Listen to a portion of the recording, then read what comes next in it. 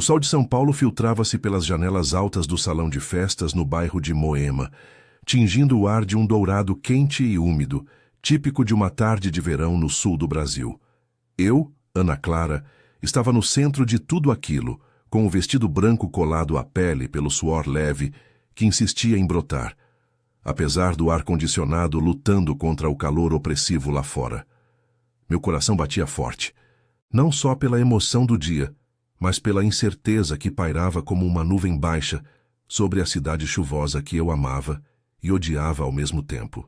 Meu casamento com Rafael era o sonho que eu cultivava desde os tempos de faculdade, quando nos conhecemos numa aula de arquitetura na USP.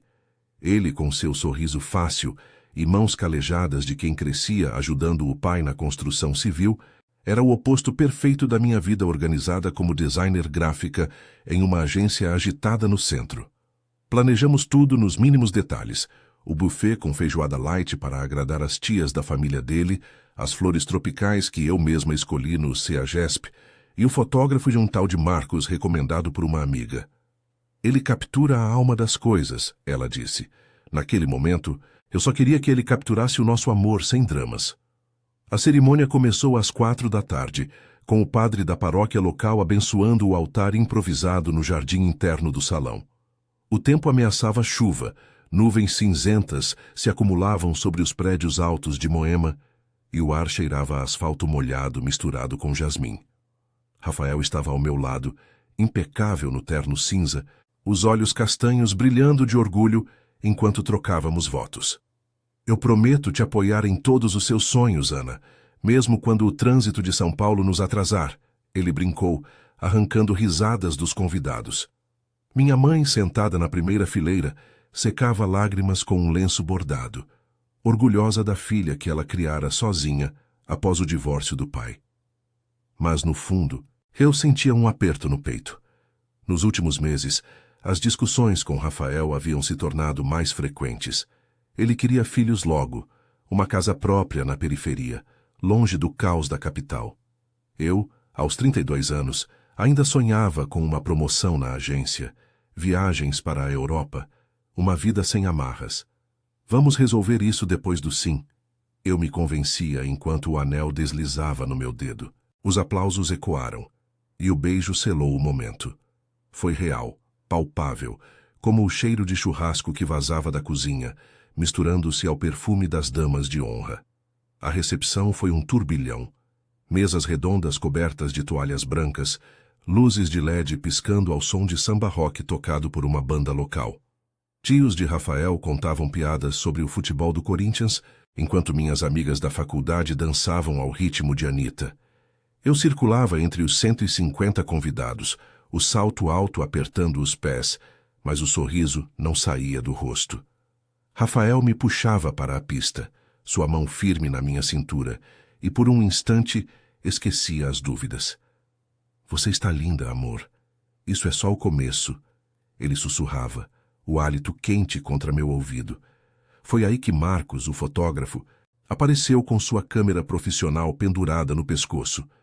Um homem na casa dos 40, barba rala e óculos de armação fina, vestindo uma camisa social desabotoada no colarinho. Ele se movia como um predador silencioso, capturando cliques rápidos. Eu rindo com minha irmã mais nova, Rafael brindando com o padrinho, o bolo de 3 andares sendo cortado sob os flashes. Deixa que eu cuido das memórias.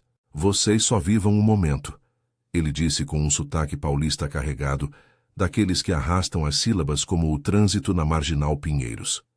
Depois da dança dos noivos, uma valsa desajeitada que terminou em gargalhadas, Marcos nos chamou para uma sessão rápida no jardim. O sol já se punha pintando o céu de laranja e roxo, e uma brisa úmida soprava das árvores próximas. Só mais algumas fotos naturais para pegar a luz dourada, ele pediu. Posamos perto de uma fonte, Rafael me abraçando por trás, e eu inclinei a cabeça para o ombro dele, sentindo o peso do colar de pérolas que minha mãe me dera de herança. Clique, clique.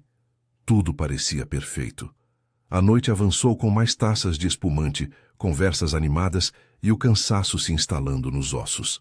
Por volta da meia-noite, quando os últimos convidados se despediam, Marcos se aproximou de nós na entrada do salão. As fotos preliminares vão ficar incríveis. Vou editar tudo no estúdio em Vila Madalena e mando um preview por e-mail em uma semana, ele prometeu apertando a mão de Rafael. Eu agradeci, exausta mas eufórica, e entramos no carro alugado para a lua de mel em Ubatuba, o mar nos esperando para apagar as fadigas do dia. Os dias seguintes foram um borrão de praias, caipirinhas e noites quentes no hotel à beira-mar. Rafael estava radiante, planejando nosso futuro com mapas rabiscados em guardanapos. Eu tentava me entregar, mas as mensagens da agência pipocavam no celular. Prazos apertados, um cliente insatisfeito. Deixa o trabalho para depois, Ana. Agora é nossa vez, ele dizia, e eu assentia forçando a descontração. Voltamos a São Paulo uma semana depois, o bronzeado contrastando com a pele pálida da cidade cinzenta. A rotina nos engoliu rápido, ele de volta à obra, eu mergulhada em layouts no escritório com vista para a Avenida Paulista, onde o barulho dos buzinas era a trilha sonora constante. 10 dias após o casamento, o e-mail de Marcos chegou. Fotos editadas em anexo. Venham ao estúdio quando puderem para aprovar as impressões. Anexos com dezenas de imagens. O beijo no altar, as risadas na pista, o pôr do sol no jardim. Tudo impecável, ou quase. Uma foto em particular me chamou a atenção. Eu sozinha, olhando para o horizonte durante a sessão no jardim, uma expressão melancólica que eu nem lembrava de ter feito. Estranho, pensei, mas descartei. 2 dias depois, meu celular tocou enquanto eu preparava café na cozinha apertada do nosso apartamento em Pinheiros. Número desconhecido. Atendi, e a voz de Marcos veio do outro lado, grave e urgente. Ana Clara, aqui é o Marcos, o fotógrafo do seu casamento. Revisei as fotos de novo ontem à noite e... Tem algo que você precisa ver. Pode voltar ao estúdio, é importante. Meu estômago revirou. Algo errado com as fotos? Perguntei, a voz tremendo levemente. Ele hesitou. Não exatamente errado, mas você precisa ver com seus próprios olhos. Amanhã se der. Desliguei o telefone, o café esfriando na xícara. Rafael ainda dormia no quarto, alheio a tudo. O que poderia ser tão urgente? Uma mancha no vestido? Um convidado indesejado no fundo? Ou algo mais profundo que nem eu mesma admitia? O dia amanhecia chuvoso em São Paulo, as gotas batendo na janela como um aviso. Eu me sentia no limiar de algo que mudaria tudo, sem saber o quanto.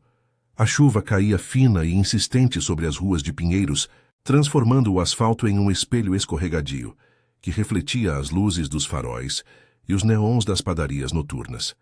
Eu me arrumei rapidamente naquela manhã de segunda-feira, vestindo uma blusa jeans simples e calça preta, o tipo de roupa que usava para ir à agência sem chamar atenção.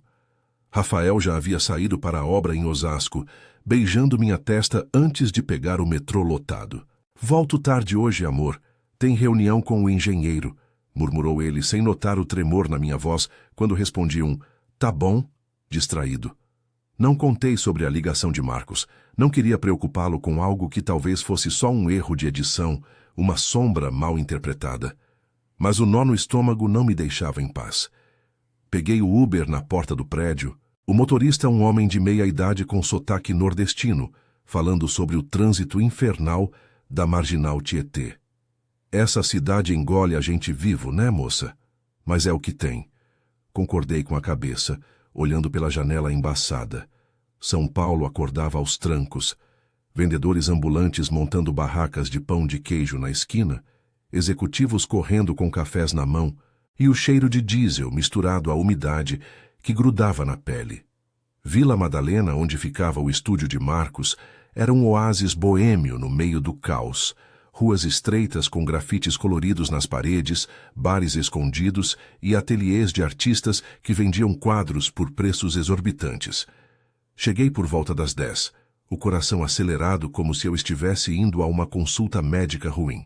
O estúdio era um sobrado antigo na rua Harmonia, com a fachada pintada de azul desbotado e uma placa discreta. Marcos Fotografia, capturando essências. Toquei a campainha e a porta se abriu com um zumbido. Marcos me recebeu com um sorriso tenso, os óculos escorregando no nariz suado. Ana Clara, que bom que veio. Entra, por favor. O café está fresco.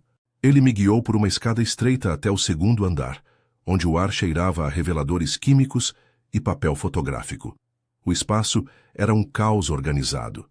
Mesas cobertas de impressoras, paredes forradas de fotos emolduradas, casais rindo em praias de Ilhabela, famílias em churrascos de domingo, rostos anônimos que pareciam carregar segredos não ditos. Sentei em uma cadeira giratória ao lado da dele, o monitor do computador piscando com as imagens do casamento. Eu revisei tudo de novo ontem depois que mandei o e-mail, começou ele, girando a tela para mim. As fotos estão ótimas, como eu disse, mas essa aqui, olha. Ele clicou em uma das imagens da sessão no jardim, aquela do pôr do sol. Eu e Rafael posando perto da fonte, ele me abraçando por trás, meu rosto virado para o ombro dele. No primeiro olhar era perfeita, a luz dourada batendo nas folhas das árvores, o reflexo da água tremeluzindo. Mas Marcos ampliou o canto direito da foto, onde o jardim se abria para o estacionamento dos convidados. Meu fôlego parou. Lá em segundo plano, desfocado, mas inconfundível, estava Rafael. Não conosco, mas a uns 10 metros dali, perto de uma van preta estacionada. Ele conversava com uma mulher que eu reconheci na hora, Carla, a prima dele. Aquela que sempre aparecia nas festas da família com um vestido justo demais e risadas altas. Na foto, ela estava de costas para a câmera, mas Rafael. Ele inclinava o corpo para frente, a mão tocando o braço dela de um jeito que não era só familiar. O rosto dele, capturado em um ângulo parcial, mostrava um sorriso que eu não via há meses, íntimo, cúmplice, como se compartilhassem um segredo que o mundo não precisava saber. E no colo dela, uma bolsa de couro marrom que eu nunca tinha visto antes, mas que agora me parecia um detalhe gritante. Eu não ia interferir, disse Marcos, baixando a voz como se confessasse um crime. Mas quando ampliei para ajustar a exposição, vi isso. Pode ser nada, Ana. Um papo inocente entre primos, mas o jeito que ele olha para ela... Eu tenho uma filha casada, sei como é. Achei que você devia saber antes de imprimir e emoldurar. Seus olhos castanhos me fitavam com uma mistura de pena e profissionalismo, as mãos cruzadas sobre a mesa bagunçada de papéis. Senti o mundo girar devagar, como o trânsito engarrafado na Avenida Rebouças durante o rush. Carla, ela é da família dele, veio do interior para a cerimônia. Sempre foi. Próxima. Minha voz saiu rouca, as palavras tropeçando, como se eu as engolisse de volta. Lembrei das discussões recentes, das noites em que Rafael chegava tarde da obra, cheirando a cigarro e perfume barato que ele jurava ser do canteiro. É estresse do trabalho, amor, ele dizia. E eu acreditava, porque acreditar era mais fácil que duvidar. Mas agora, aquela imagem congelava o momento. O braço dela sob a dele, o corpo dele inclinado, e no fundo, o céu de São Paulo tingido de roxo, indiferente. Quer que eu delete? Ou imprimo para você levar? Perguntou Marcos, inclinando-se para trás na cadeira. Ele parecia desconfortável, como se quisesse sumir dali. Não sou detetive, só fotógrafo. Mas memórias são para serem verdadeiras, não editadas. Balancei a cabeça, os olhos fixos na tela. Imprime, 2 cópias. Minha mente corria. Confrontar Rafael agora, no meio da semana, com ele exausto da obra? Ou esperar, juntar mais provas como nas novelas que minha mãe assistia na TV aberta? O estúdio pareceu menor de repente, as paredes fechando com o som distante da chuva batendo no telhado de telha colonial. Saí dali meia hora depois, as fotos dobradas na bolsa, o peso delas mais pesado que o trânsito que me esperava de volta ao centro. No Uber de volta, mandei uma mensagem rápida para minha melhor amiga Júlia, da faculdade. Preciso te ver. Almoço na Paulista?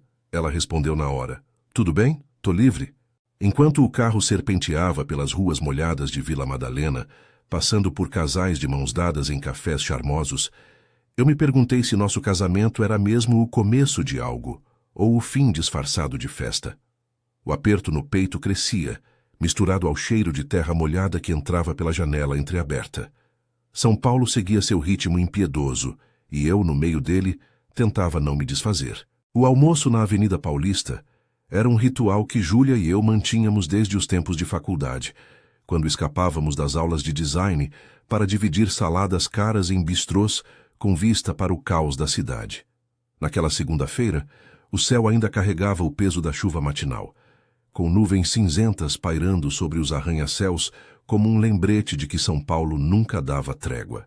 Desci do Uber na esquina com a Rua da Consolação, o ar úmido grudando na blusa jeans que eu usara para disfarçar o nervosismo.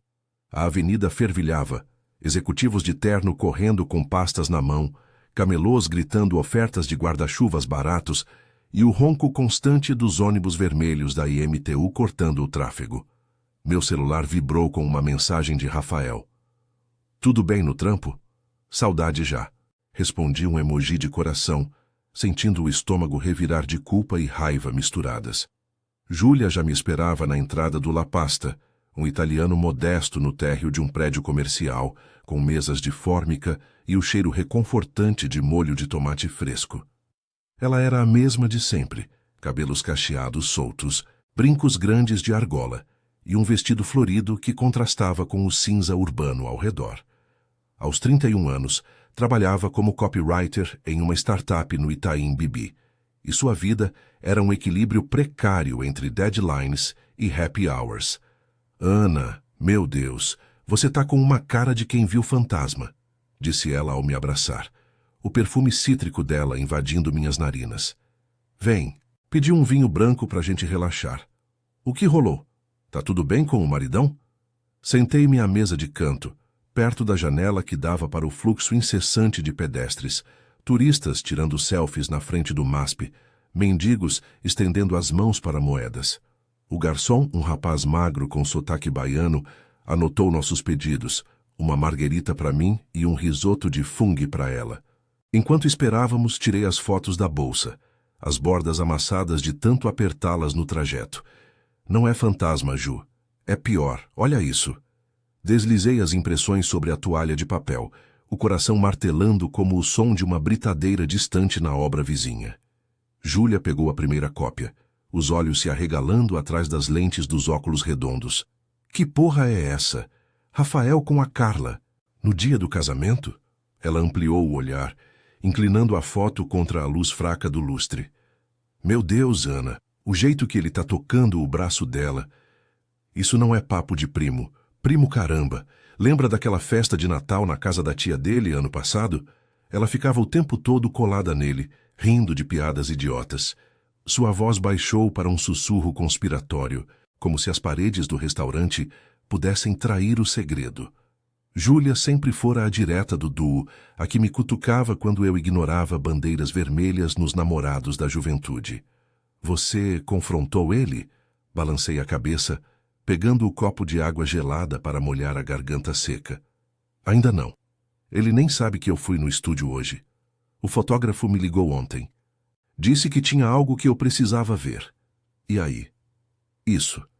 As palavras saíam aos pedaços, entrecortadas pela memória da imagem.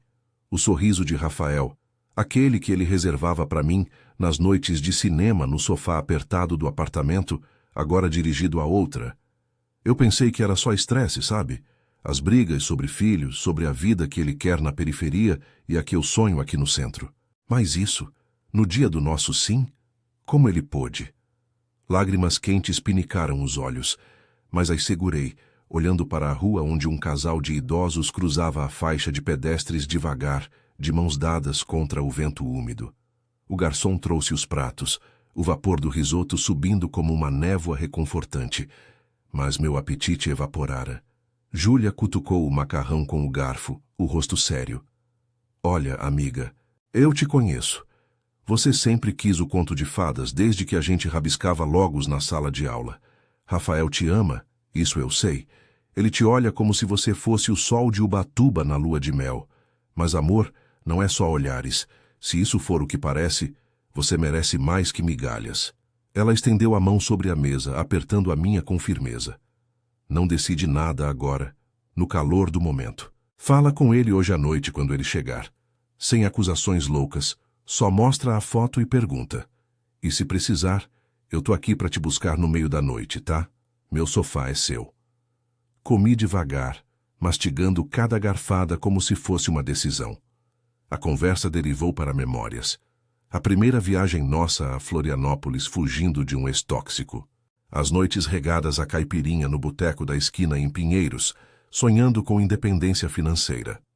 Júlia me fez rir com uma história idiota sobre um cliente na agência que confundiu branding com brandinho, e por um instante o peso aliviou. Mas o relógio na parede ticava impiedoso, marcando o tempo até o fim do expediente de Rafael. E se for um mal-entendido? Tipo, que ela pedindo conselho sobre o noivo dela? Perguntei mais para mim do que para ela. Júlia revirou os olhos. Então ele explica. Mas se for mentira, Ana, você sai dessa mais forte. Lembra da minha separação há 2 anos? Doeu pra caramba, mas olha pra mim agora. Solteira, promovida e com um gato fofo em casa. Pagamos a conta dividindo como sempre e saímos para o ar abafado da tarde. A chuva havia parado, deixando poças que refletiam os outdoors luminosos da avenida. Abracei Júlia forte na calçada, sentindo o cheiro de seu perfume misturado ao asfalto molhado. Obrigada por ouvir. Eu te ligo depois. Ela acenou, desaparecendo na multidão em direção ao metrô Brigadeiro. Sozinha, caminhei até o ponto de ônibus, o sol tímido rompendo as nuvens e aquecendo a pele. No trajeto de volta ao apartamento, mandei uma mensagem para Rafael. Chega cedo hoje, quero te ver. Ele respondeu rápido. Claro, amor. Te amo. As palavras me cortaram como o vento frio que soprava da Serra da Cantareira. Cheguei em casa por volta das 4, o sol poente tingindo as cortinas finas de laranja. O apartamento em Pinheiros era um ninho aconchegante. Paredes com pôsteres de viagens que ainda não fizemos. A cozinha onde Rafael preparava ovos mexidos aos domingos. O quarto com a cama King que compramos na Black Friday. Guardei as fotos na gaveta da mesa de cabeceira, junto ao buquê seco do casamento. Tomei um banho quente, a água escorrendo pelo corpo como lágrimas adiadas, e vesti um moletom velho da USP.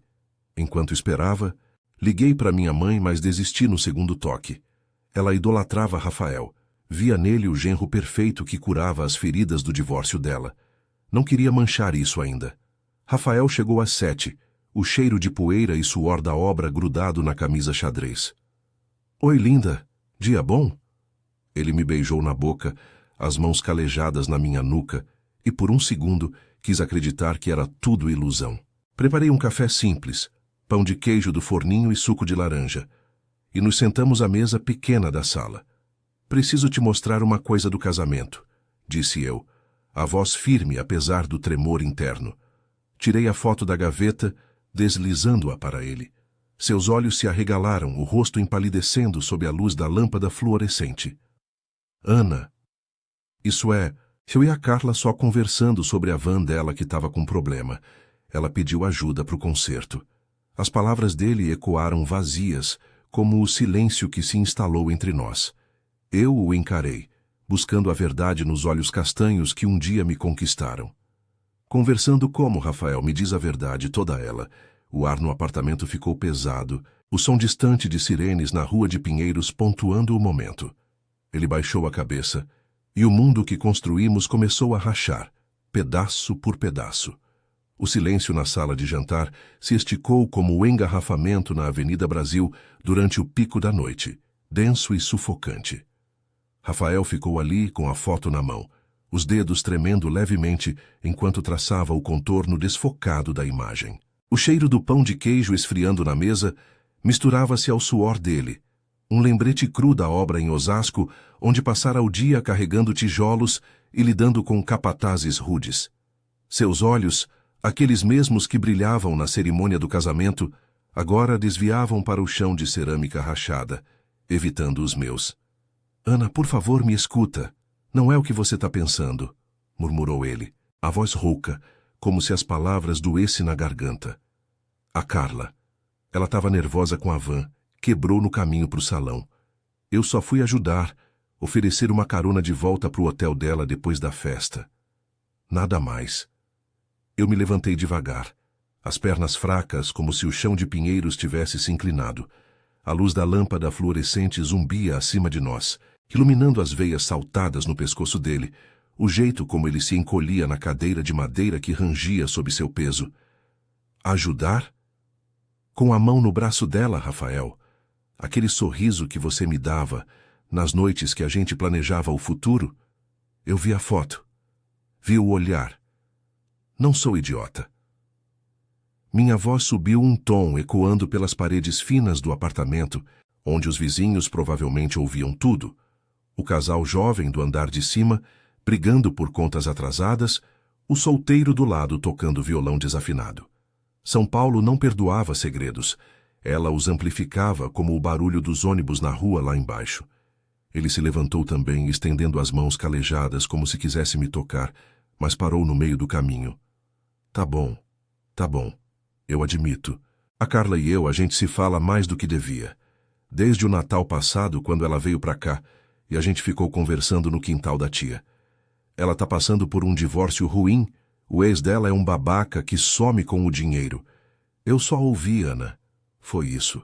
Um flerte bobo, nada físico. No dia do casamento, ela me puxou pro canto para desabafar. Disse que invejava o que a gente tinha. Eu errei em não te contar, mas juro, foi só conversa. Seus olhos finalmente encontraram os meus, úmidos e suplicantes, o rosto marcado pelas linhas de cansaço que o sol da construção civil cavava dia após dia.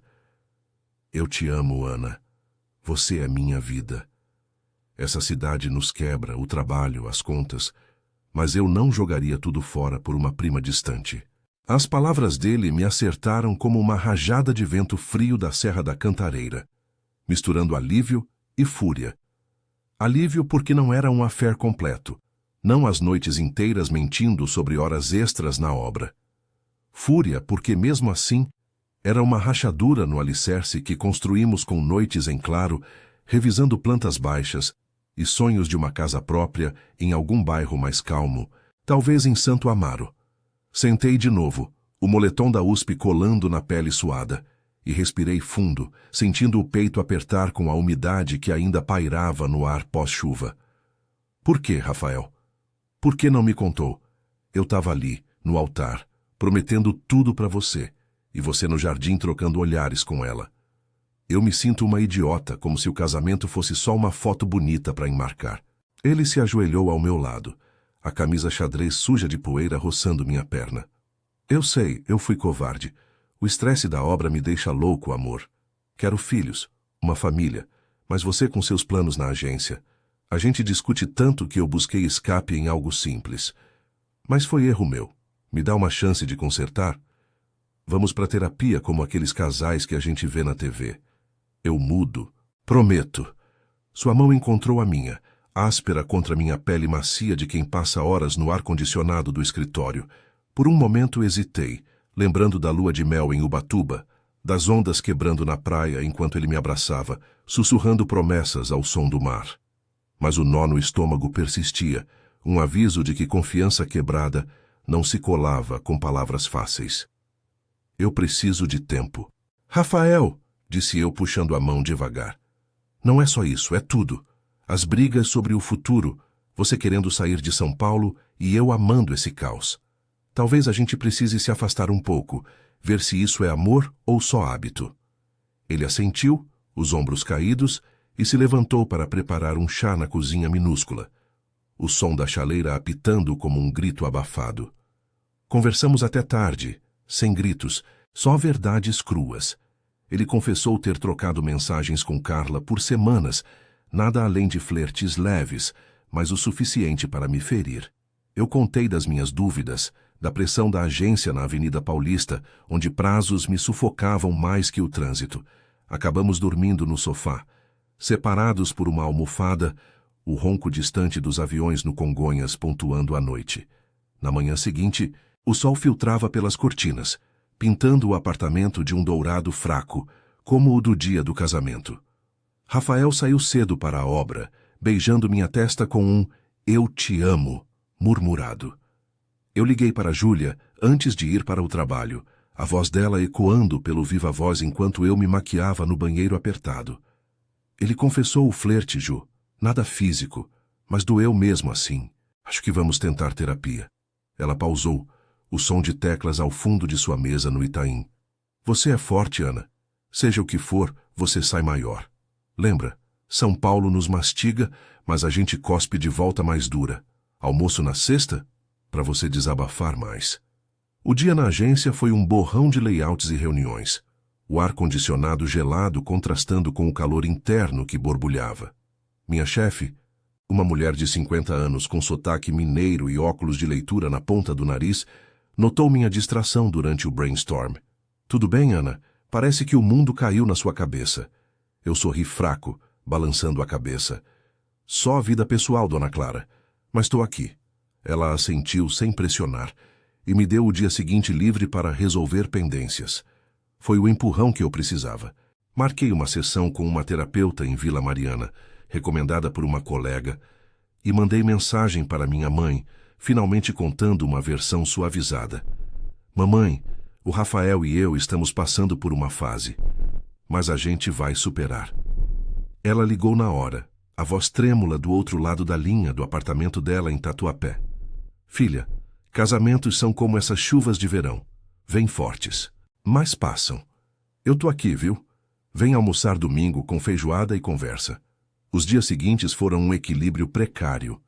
Rafael chegava mais cedo, cozinhando arroz com feijão como nos primeiros meses de namoro, e nós falávamos abertamente, sem o peso das mentiras.